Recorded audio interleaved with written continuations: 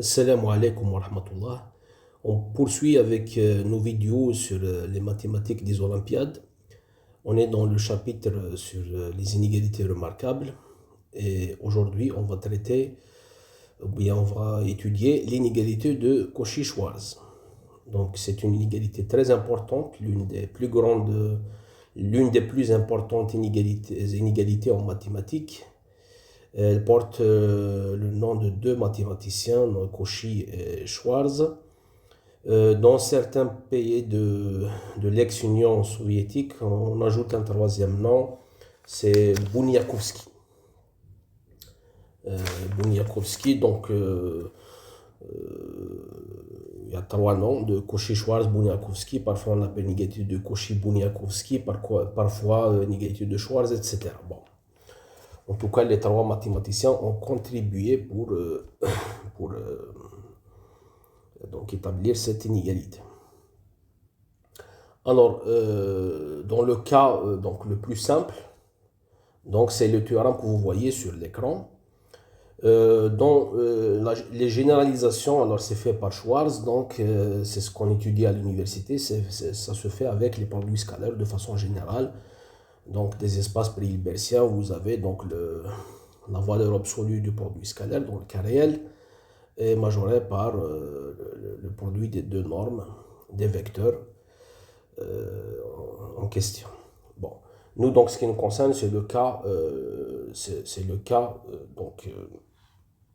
le plus simple, mais c'est le cas fondamental. Donc c'est à partir de là on peut démontrer toutes les autres inégalités. Donc, soit n entier strictement positif et x1, x2, xn, y1, y2, yn, des réels strictement positifs. Alors, on a somme de xi, i allant de 1 à n, majorée par la racine carrée de la somme des carrés des xi fois la racine carrée de la somme des carrés des yi. De plus, donc c'est ça ce qu'on appelle l'inégalité de Cauchy-Schwarz. De plus, cette inégalité est atteinte, c'est-à-dire elle devient une égalité, si et seulement si vous avez donc x1 sur y1 égale x2 sur y2 égale etc. égale x1 sur yn, ce qui revient à dire que les vecteurs de Rn, x1, x2 jusqu'à xn, et y1, y2 jusqu'à yn sont collinéaires, ou bien, ce qui revient au même, ils sont donc linéairement dépendants. Alors, on va démontrer cette inégalité-là, donc je vais vous proposer quatre démonstrations différentes. On va démontrer ce théorème de quatre façons différentes, et bien sûr, toutes les façons sont intéressantes. Alors, donc pour commencer, je vais fixer, pour toutes ces démonstrations, je vais fixer l'entier n strictement positif, et je vais fixer les réels strictement positifs, x1, x2, xn, et yn, y1, y2 jusqu'à yn. Donc, soit n dans n étoile, donc fixé, et soit x1, x2, xn, y1, y2, yn aussi, donc fixé dans R plus étoile, strictement positif, donc fixé aussi. Et maintenant, je commence à proposer les démonstrations, les différentes démonstrations. Alors, première démonstration. La première démonstration, elle utilise une identité due à Lagrange, qui est donc l'identité suivante. Alors, l'identité de Lagrange, c'est quoi?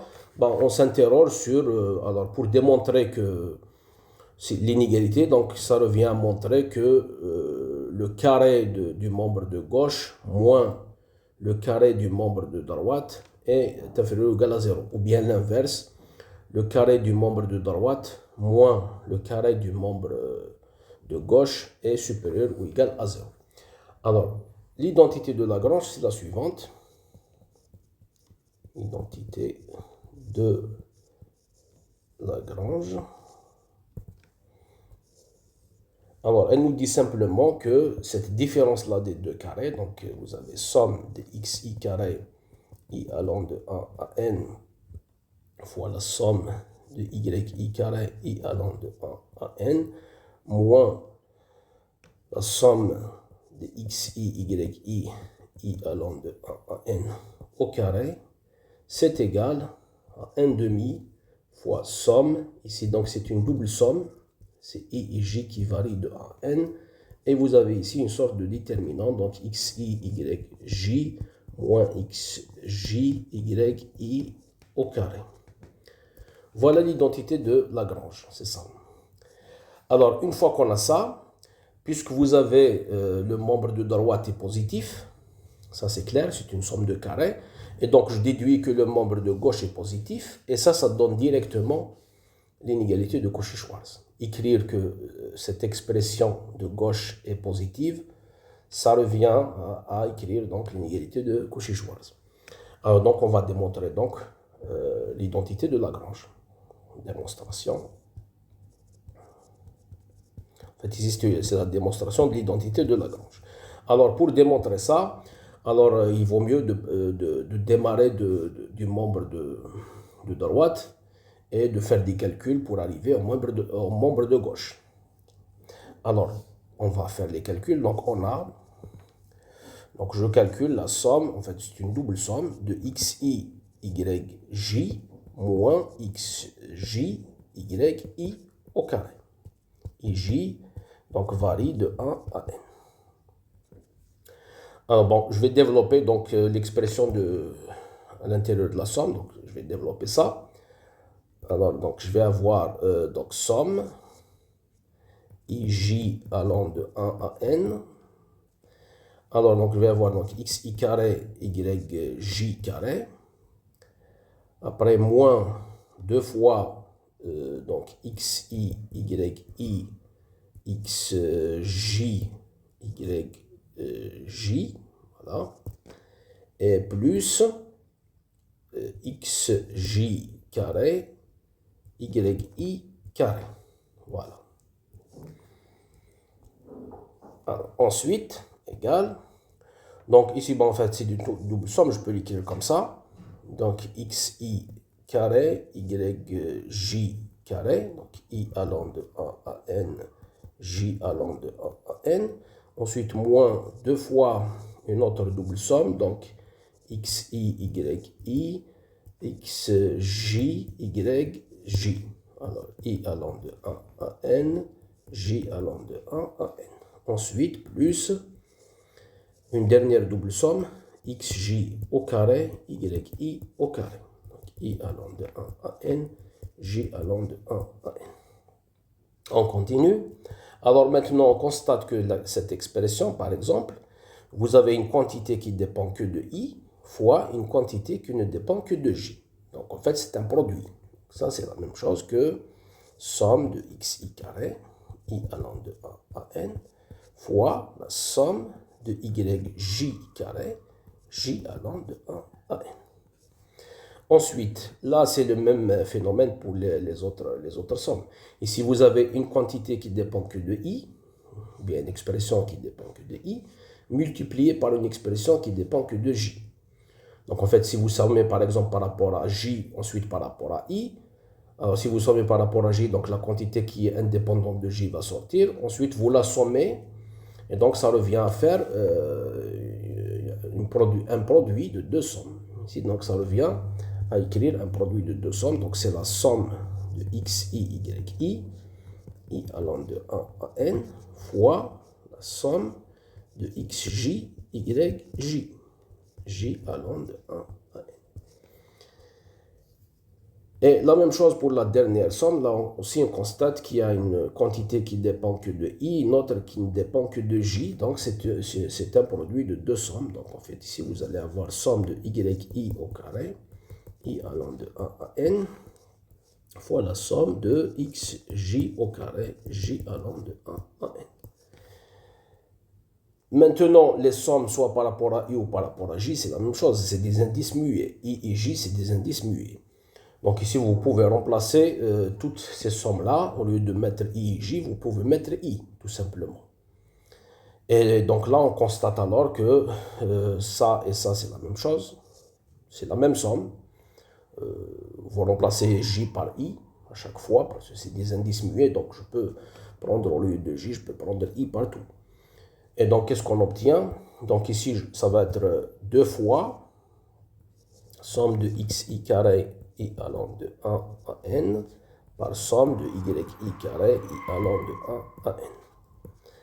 Et là, on constate que, alors si vous remplacez ici j par i, vous allez avoir ici la même somme. Donc c'est un carré. Donc ici, en fait, vous allez avoir 2 fois somme de xi, i allant de 1 à n au carré.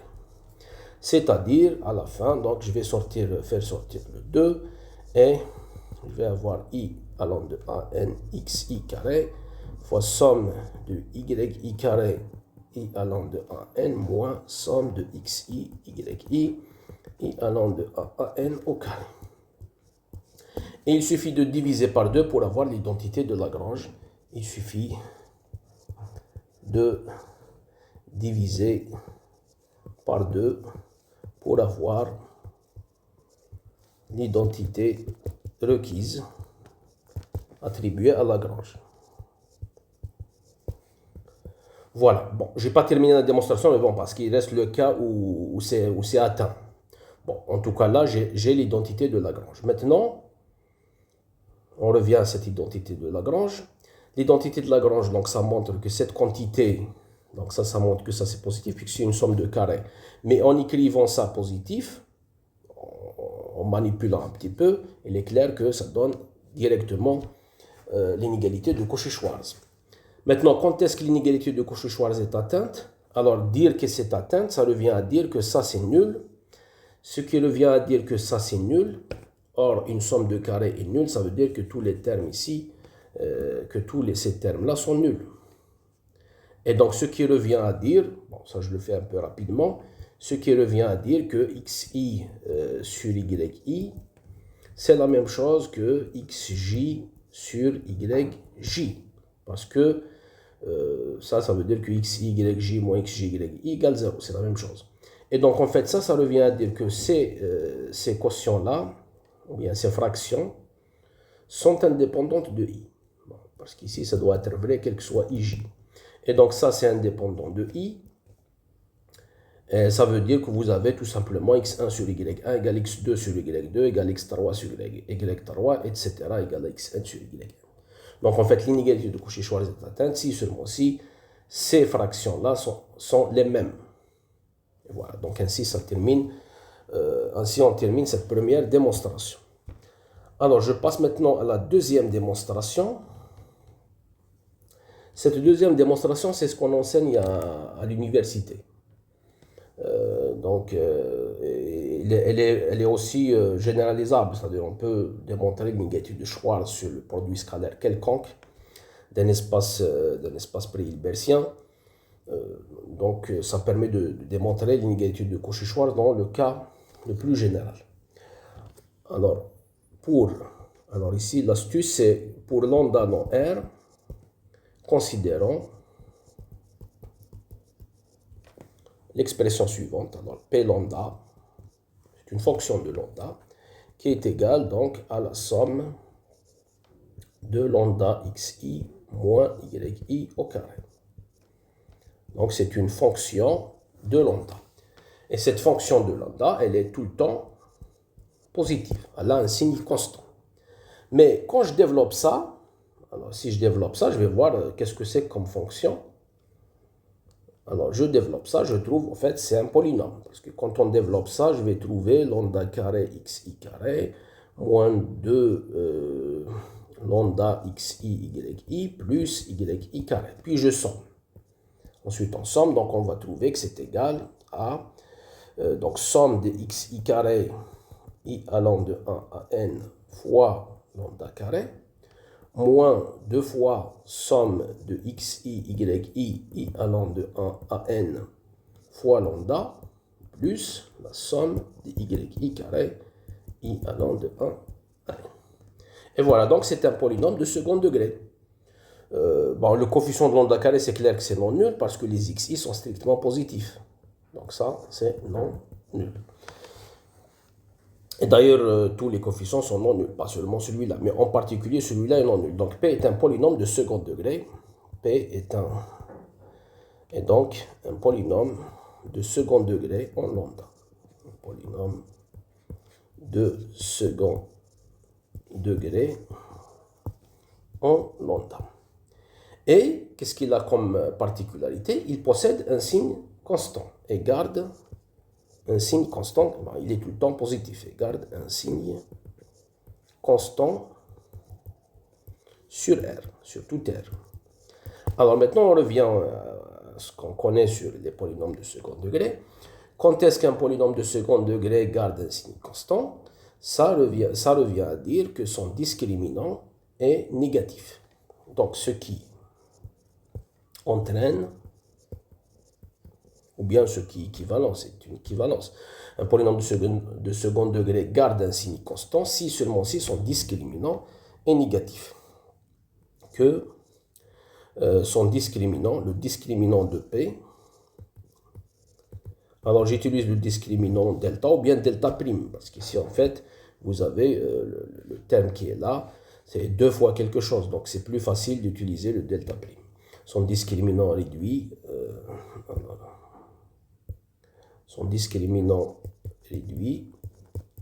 delta prime. Alors, ce qui entraîne que le discriminant du delta prime de P est négatif. Donc, delta prime est négatif. Alors, delta prime, c'est quoi? C'est B prime au carré moins A prime. Alors, vous avez le delta, c'est B carré moins 4AC. Et vous avez delta prime, c'est B prime carré moins A prime C prime. Non, moins AC directement. Ici, il n'y a pas d'A prime, ici prime, donc c'est moins AC. Alors, B prime, c'est tout simplement la moitié de P. Voilà, alors, donc, delta prime, c'est égal à quoi? Donc, on va prendre cette quantité, donc, au carré. Donc, alors, on va avoir, donc, somme de xi, yi allant de 1 à n au carré. Ça, c'est B prime au carré, moins AC. Donc, moins, alors, voici le A et voici le C. Moins AC, donc, moins somme de xi au carré, i allant de 1 à n. Donc, somme des yi au carré, i allant de 1 à n. Donc, delta prime négatif, donc ça entraîne directement Cauchy-Schwarz.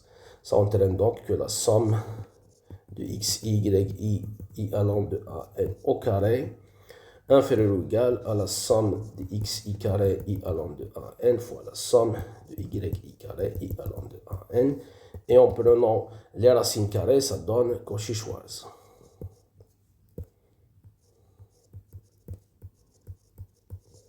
Voilà. Alors maintenant, on peut regarder l'égalité. Quand est-ce que cette inégalité est atteinte? Alors, pour que l'inégalité soit atteinte, ça veut dire quoi? Ça veut dire que delta prime est égal à 0. Donc l'inégalité de Cauchy-Schwarz est atteinte, revient à dire que delta prime est égal à 0. Mais delta prime est égal à 0, ça revient à dire que le polynôme P possède une racine double. Donc, possède une racine.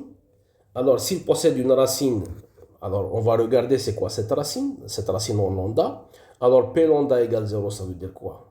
Vous avez une somme de carré égale à 0, ça veut dire que toutes ces expressions-là sont nulles. Et donc, vous avez à chaque fois lambda, c'est égal yi sur xi. Et donc, vous avez, en réalité, vous allez avoir... Pour que P possède une racine, alors P possède une racine, P possède une racine réelle bien sûr, réelle. Alors c'est équivalent à dire que il existe lambda dans R tel que lambda égale, alors ici bien sûr je reviens à ma première expression de P, donc ça c'est nul. Ça veut dire que toutes ces expressions-là sont nulles. Et donc, lambda, c'est égal à yi sur xi. Et donc, il existe lambda dans R tel que lambda est égal à yi sur xi, quel que soit i allant de 1 à n. Et là, ça veut dire tout simplement que yi sur xi, c'est indépendant de i. Ou bien, une autre façon d'écrire ça, c'est tout simplement... d'écrire que x1 sur y, ou bien l'inverse, c'est la même chose, hein, dire x1 sur y1 égale x2 sur y2 égale xn sur yn.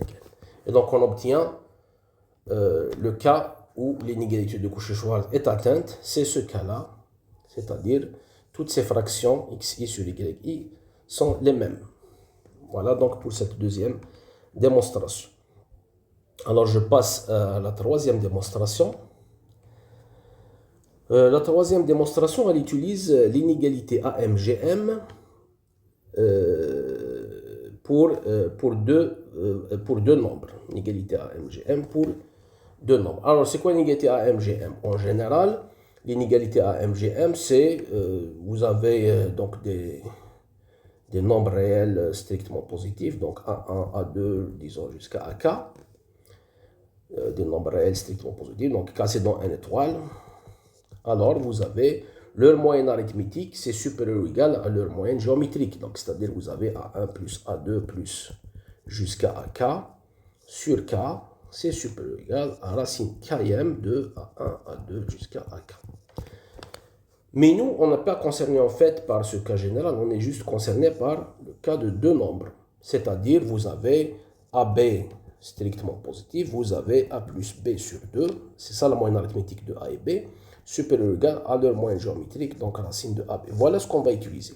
Et ça, c'est vraiment d'un niveau lycée. Ça, c'est de niveau lycée, parce que si vous calculez la différence ici, donc A plus B sur 2 moins racine de AB, ça, c'est tout simplement racine de A moins racine de B, au carré sur 2. C'est clair que c'est positif. Voilà donc ce qu'on va utiliser. C'est juste AMGM, mais pour deux nombres. Bon, on va appeler peut-être ça une. Alors, donc, en utilisant une, mais il faut l'utiliser astucieusement. Alors, pour I, alors regardez donc ce que je vais faire. Pour I allant de 1, 2 jusqu'à donc N, en utilisant, bien en appliquant I, donc cette inégalité élémentaire pour, alors on va l'appliquer pour A égale xi carré, bon, là c'est astucieux, donc on va l'appliquer pour A égale xi carré sur la somme des xj carré, donc xi carré sur la somme des xj au carré, j allant de 1 à n. Donc ici le i fixé, pour i égale 1, 2 jusqu'à n. Et B, alors B, ça va être, ça concerne donc les Y. Donc ça va être YI au carré sur la somme des YJ au carré, J allant de 1 à N. Qu'est-ce qu'on trouve? On trouve donc, alors A plus B sur 2, donc on va avoir 1 demi par XI carré sur la somme des XJ carré, donc J allant de 1 à N, plus yi carré sur la somme des yj carré, j allant de 1 à n, supérieur ou égal à racine carrée de AB. Alors racine carrée de AB, on va avoir xi, yi sur la racine carrée de la somme des xj au carré, j allant de 1 à n, fois la racine carrée de la somme des yj au carré, j allant de 1 à n. Voilà ce qu'on trouve. Donc on trouve n inégalités. Ça c'est vrai pour tout i. Ça c'est vrai, donc c'est quel que soit i allant de 1 jusqu'à n. Maintenant je vais sommer toutes ces inégalités que je viens d'obtenir. Depuis i égale à 1 jusqu'à n. Donc en sommant toutes ces inégalités, ou bien en sommant les deux membres de cette, de préférence, il faut dire ça, alors en sommant, ou bien on va dire, on va additionner membre à membre toutes ces inégalités. Il y a n inégalités, on va les additionner membre à membre. Ou bien je vais dire simplement en sommant les deux membres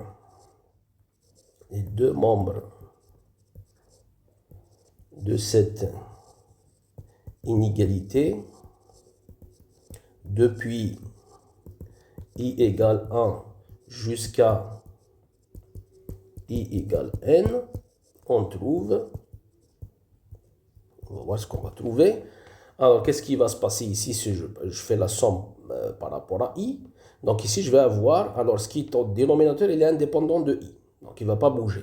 Donc je vais avoir tout simplement la somme des xi au carré, i allant de 1 à n, sur la somme des xj au carré, j allant de 1 à n, c'est-à-dire 1.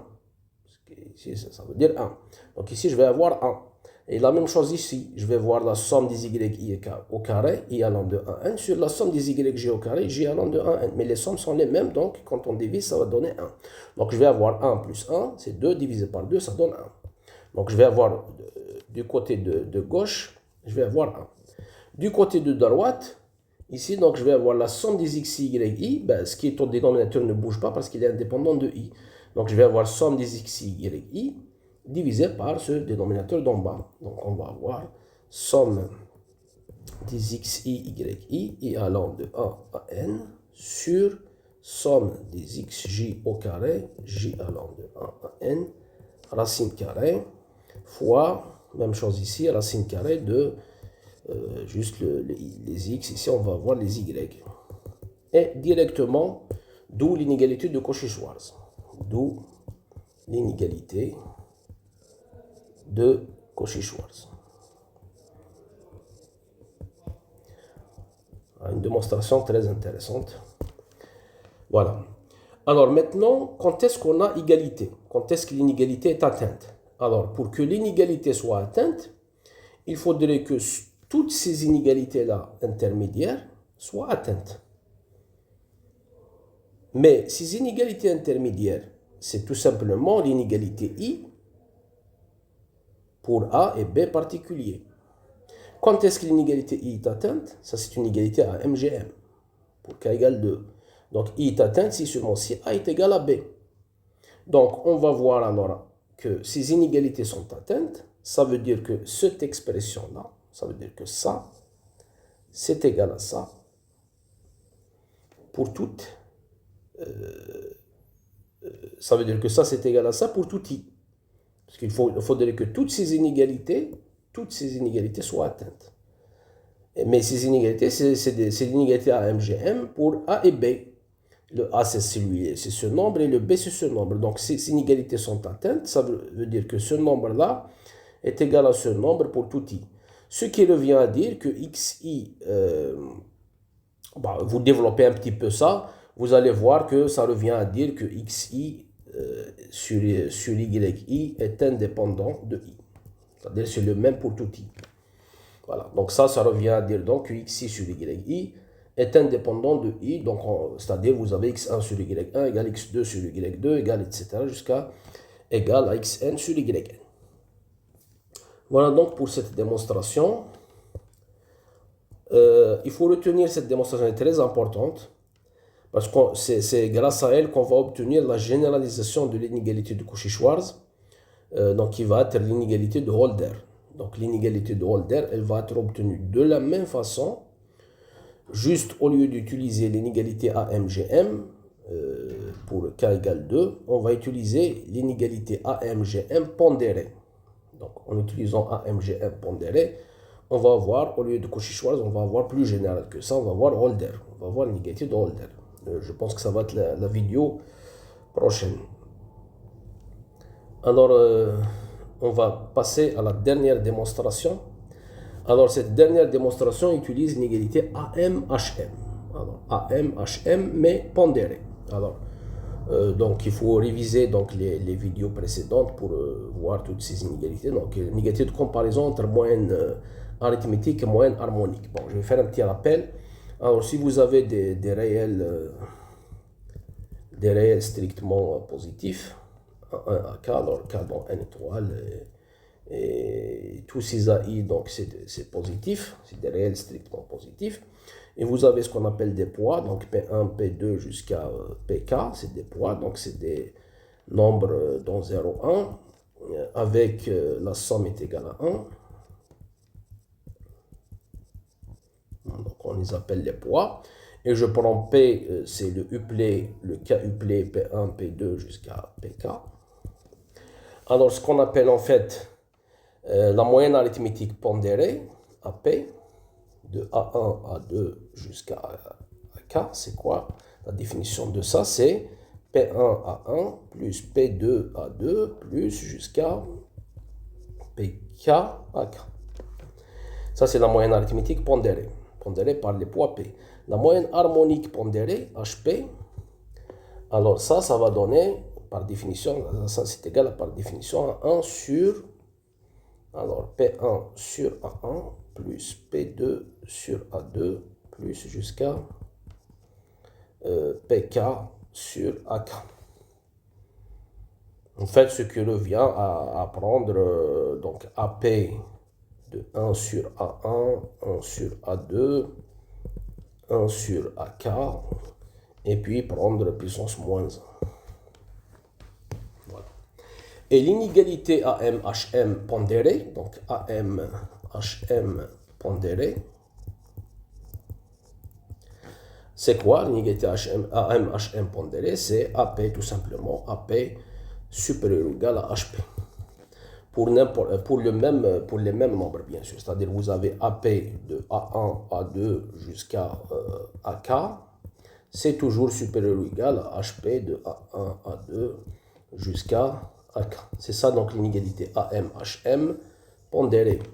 Et l'égalité est atteinte, ou bien l'inégalité est atteinte si seulement si les AI sont tous égaux. Voilà. Alors maintenant on va donner l'application.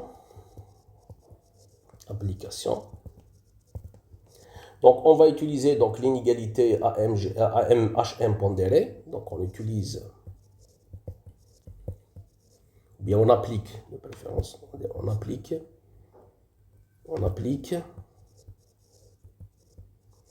l'inégalité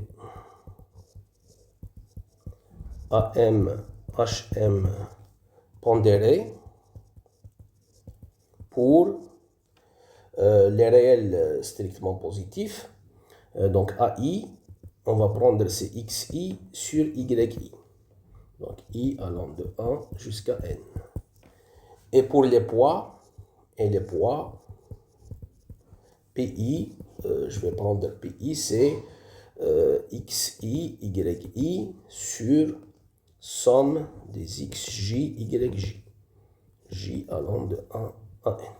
Il est clair que les PI sont entre 0 et 1, ça appartient toujours à 0 et 1. Et puis la somme des PI, c'est clair que ça donne 1, parce que vous allez, si vous sommez ça, vous allez ici avoir somme des XI, YI sur la somme des XJ, YJ. Donc c'est la même chose, donc ça veut dire numérateur égal au dénominateur, et donc ça donne 1. Donc ces poids, c'est bien une condition vérifiée, c'est bien des poids.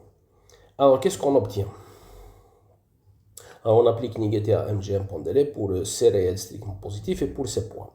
Alors, on obtient, ou bien dans cette application, je vais calculer AP, je vais calculer HP.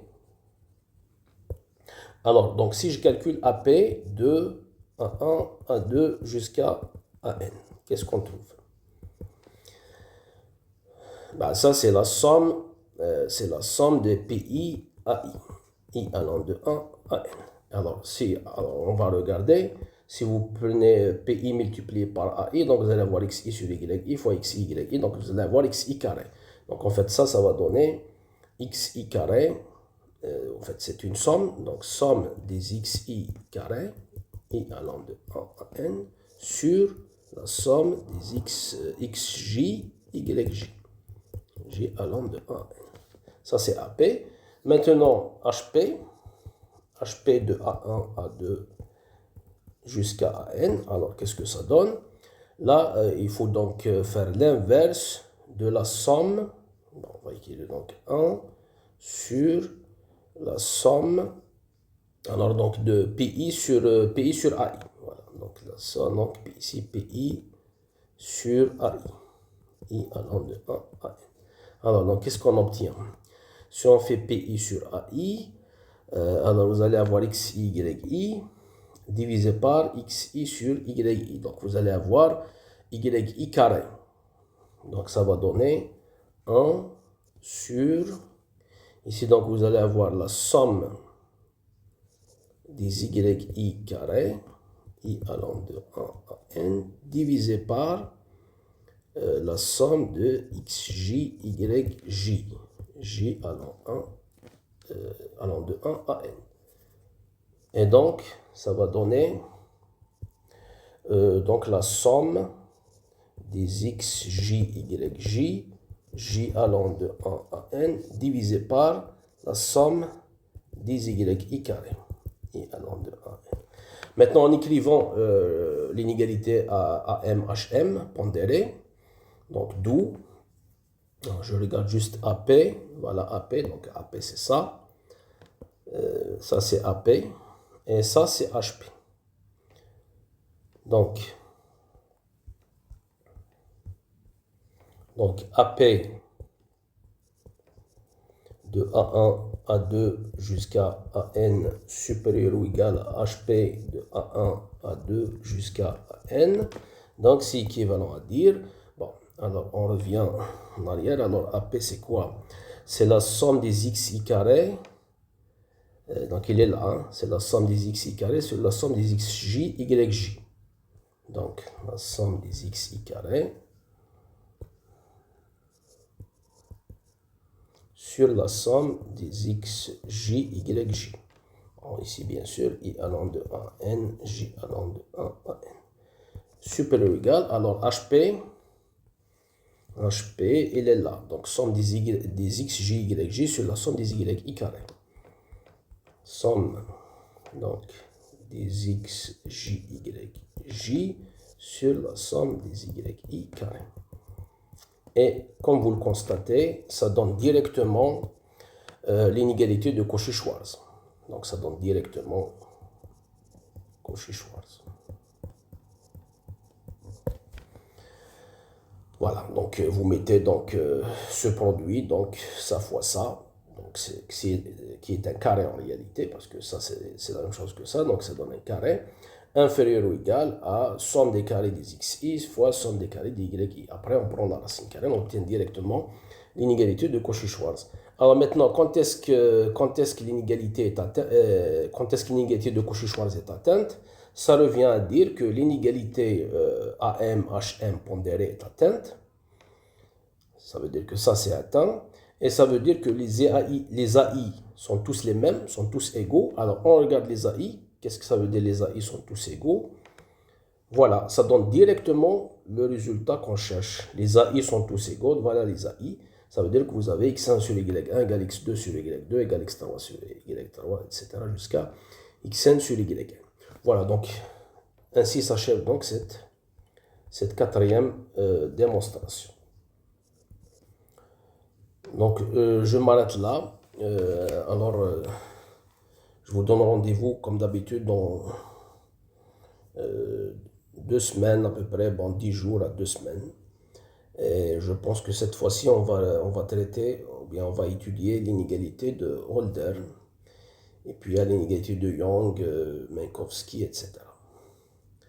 Voilà, portez-vous bien et à bientôt.